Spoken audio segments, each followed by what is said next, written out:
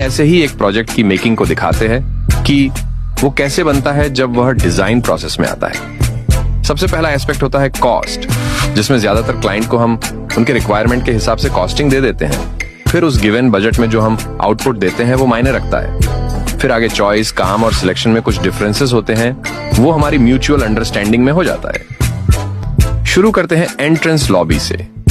ये खाली दीवारें, लेकिन इन्हीं में छुपी होती है अनगिनत संभावनाएं। यहाँ हमने पैनलिंग से डेप्थ दी, बाकी दीवारों पर स्टोन क्लैडिंग की, फिर सेफ्टी डोर बनाया, उस पर खूबसूरत ग्रिल के साथ यूनिक पैटर्न बनाया जो हवा और विजन दोनों को गुजरने दे।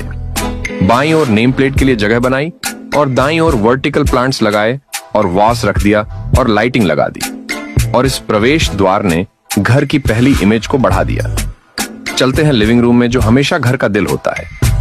ये पूरी तरह से खाली और कोरे कागज की तरह होता है। तो पहले हम हर कमरे में सीलिंग और लाइटिंग प्लान कर लेते हैं, जिसमें एम्बिएंट और डेलॉइट दोनों पे ध्यान दिया जाता है और हीट और सनलाइट के हिसाब से एसी और कर्टन्स के लिए प्रोविजन कर दिया जाता है। तो यहाँ क्लाइंट को चाहिए थे 3 जोन, सीटिंग लाउंज, डाइनिंग और एंटरटेनमेंट यूनिट। सीमित जगह थी, लेकिन यही तो हमारी पहचान है, छोटी जगहों में बड़े सपने पूरे करना। इस दीवार को बनाएंगे हम एंटरटेनमेंट वॉल। इस पर हमने स्टोरेज और रैक बनाया और टीवी को उसकी लोकेशन पे लगा दिया।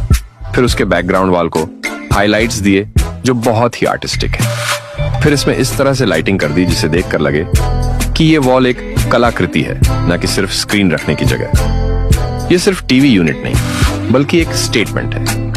ये सामने पैसेज एरिया को प्राइवेसी देने के ये डोर बनाया और साइड की दीवार को पैनलिंग करके डेप्थ और हाईलाइट दिया, जो डोर के साथ सीमलेस लगता है। फिर उस पर इस तरह लाइटिंग कर दी। अब ये परफेक्ट हो गया। डाइनिंग एरिया में सामने ये ऑफसेट बना हुआ था, जिसमें लोगों को स्टोरेज के अलावा कुछ सूझता ही नहीं, लेकिन हमने इसके लिए कुछ और सोचा।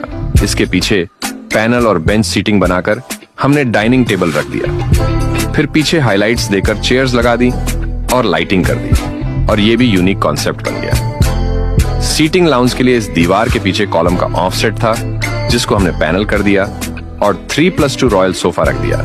और इस सोफे के बैकग्राउंड को हमने बुक मैच मार्बल पैटर्न दे दिया और लाइटिंग कर दी, और ये एक एक्सीलेंट बैकड्रॉप बन गया। आगे चलते हैं इस घर को जोड़ने वाले इस पैसेज की तरफ। तो इसे भी हमने सही लाइटिंग और हाइलाइट्स दिए हैं जो थीम के साथ बनाया है। ये है किचन। इसमें हमें पैरेलल प्लेटफॉर्म ही बनाना